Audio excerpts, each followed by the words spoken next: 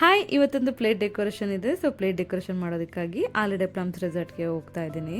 So ಹಿಂದಿನ ದಿನವೇ fruits ಮತ್ತು ಸ್ವೀಟ್ಸು ಎಲ್ಲ ತೊಗೊಂಡು ಬಂದು ಫ್ರೂಟ್ಸಿಗೆಲ್ಲ ಐಟಮ್ ಡೆಕೋರೇಟ್ ಮಾಡಿಕೊಂಡು ರೆಡಿ ಮಾಡಿ ಇಟ್ಕೊಂಡಿದ್ದೀನಿ. ಸೊ ಮಾರ್ನಿಂಗೆ ಕ್ಯಾಬ್ ಬುಕ್ ಮಾಡಿಕೊಂಡು ಐಟಮ್ಸ್ ಎಲ್ಲ ಲೋಡ್ ಮಾಡಿ ಹೋಗೋದಂತ ಪ್ಲ್ಯಾನ್ ಇತ್ತು. ಬಟ್ ಮಾರ್ನಿಂಗೆ ಕ್ಯಾಬ್ ಡ್ರೈವರು ಕ್ಯಾಬಲ್ಲಿ ಅಮೌಂಟ್ ಕಮ್ಮಿ ತೋರಿಸ್ತಾ ಇದೆ, ಇನ್ನೂ ಜಾಸ್ತಿ ಕೊಡಿ ಅಂತ ಡಿಮ್ಯಾಂಡ್ ಮಾಡಿ 10 to 15 ಮಿನಿಟ್ಸ್ ಟೈಮ್ ವೇಸ್ಟ್ ಮಾಡಿಸಿದ್ರು. ಸೊ ಆನ್ ದ ವೇ ಹೋಗ್ತಾ ಇರ್ಬೇಕಾದ್ರೆ ಏರ್ಟೆಲ್ ಟ್ರೈನ್ ಬಂದುಬಿಟ್ಟು ಇನ್ನೂ ಅಲ್ಲಿ ಒಂದು 10 to 15 ಮಿನಿಟ್ಸ್ ಟೈಮ್ ಕೂಡ ವೇಸ್ಟ್ ಆಯಿತು. ಬಟ್ ಆನ್ ಟೈಮ್ಗೆ ರೀಚ್ ಆಗಬೇಕು ಅನ್ನೋದು ನಮ್ಮ ಕಾನ್ಸೆಪ್ಟ್ ಇತ್ತು. ಆಲ್ಮೋಸ್ಟ್ ಆನ್ ಟೈಮ್ಗೆ ಹೋದ್ವಿ ಲೊಕೇಶನ್ಗೆ. ಸೊ ಇನ್ನೂ ಡೆಕೋರೇಷನ್ನು ಸ್ಟೇಜ್ ಮೇಲೆ ಮಾಡ್ತಾ ಇರೋದ್ರಿಂದ ನನಗೆ ಟೈಮ್ ಸಿಕ್ತು ಪ್ಲೇಟ್ ಡೆಕೋರೇಷನ್ ಮಾಡೋದಕ್ಕಾಗಿ. ಸೊ ಕಸ್ಟಮರ್ ರಿಕ್ವೈರ್ಮೆಂಟ್ಸ್ ಇದ್ದಿದ್ದು 11 ಪ್ಲೇಟ್ಸು ವಿತ್ ಐಟಮ್ಸ್ ಇದ್ದಿದ್ದು. ಸೊ ಅವರಿಗೆ ಯಾವ ಥರ ಡೆಕೋರೇಷನ್ ಬೇಕಂತ ಹೇಳ್ಬಿಟ್ಟು ಅವರು ಕೂಡ ರೆಫರೆನ್ಸ್ ಪಿಕ್ ಕಳಿಸಿದ್ರು. ಅದೇ ರೀತಿ ನಾನು ಕೂಡ ಕೆಲವು ವೀಡಿಯೋಸು ಫೋಟೋಸ್ ಅವ್ರಿಗೆ ಕಳಿಸ್ಕೊಟ್ಟಿದ್ದೆ, ಅದರಂತೆ ಅವರು ಸೆಲೆಕ್ಟ್ ಮಾಡಿದರು.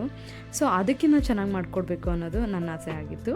ಸೊ ಅದಕ್ಕಾಗಿ ಎಲ್ಲ ಐಟಮ್ಸ್ ಎಲ್ಲ ರೆಡಿ ಮಾಡ್ಕೋತಾ ಇದ್ದೀನಿ. ಇನ್ನು ಇಲ್ಲಿ ಸ್ಟೇಜ್ ಡೆಕೋರೇಷನ್ ಕಂಪ್ಲೀಟ್ ಆಗದೇ ಇರೋ ಕಾರಣದಿಂದ ನಾನು ಇಲ್ಲಿ ಸೈಡಲ್ಲೇ ಡೆಕೋರೇಷನ್ ಮಾಡ್ಕೋತಾ ಇದ್ದೀನಿ. ಸೊ ಇಮಿಡಿಯೇಟ್ ಅವ್ರದ್ದು ಆದಮೇಲೆ ನಾನು ಐಟಮ್ಸ್ ಎಲ್ಲ ಅಲ್ಲಿ ಶಿಫ್ಟ್ ಮಾಡಿಕೊಂಡು ಡೆಕೋರೇಷನ್ ಸ್ಟಾರ್ಟ್ ಮಾಡ್ಕೋತೀನಿ.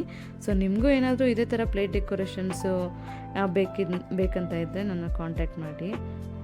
ಆಲ್ಮೋಸ್ಟ್ ಇಲ್ಲಿ ಡೆಕೋರೇಷನ್ ಎಲ್ಲ ಸ್ಟೇಜ್ ಮೇಲೆ ಕಂಪ್ಲೀಟ್ ಆಯಿತು. ಸೊ ನಾನಿಲ್ಲಿ ಡೆಕೋರೇಟ್ ಮಾಡಿದ ಐಟಮ್ಸ್ ಎಲ್ಲ ಸ್ಟೇಜ್ ಮೇಲೆ ಜೋಡಿಸ್ಕೊಂಡು ಡೆಕೋರೇಷನ್ ಮಾಡಿದೆ. ಸೊ ಕಸ್ಟಮರ್ಗೆ ಡೆಕೋರೇಷನ್ ತುಂಬ ಇಷ್ಟ ಆಯಿತು.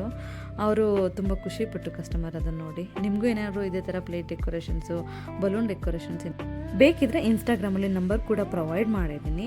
ಮತ್ತು ಇನ್ಸ್ಟಾಗ್ರಾಮಲ್ಲಿ ಕೂಡ DM ಮಾಡಿ ನಿಮ್ಗೆ ಏನಾದ್ರು ರಿಕ್ವೈರ್ಮೆಂಟ್ಸ್ ಇದ್ದರೆ. ಸೊ ಆಲ್ಮೋಸ್ಟ್ ಫಂಕ್ಷನ್ ಮುಗಿಯೋಷ್ಟರಲ್ಲಿ 4:30 ಆಗೋಯಿತು. ಸೊ ನಾನಿಲ್ಲಿ ಐಟಮ್ಸ್ ಎಲ್ಲ ಪ್ಯಾಕ್ ಮಾಡಿಕೊಂಡು ಇಲ್ಲಿಂದ ಹೊರಟೆ. So thank you for watching.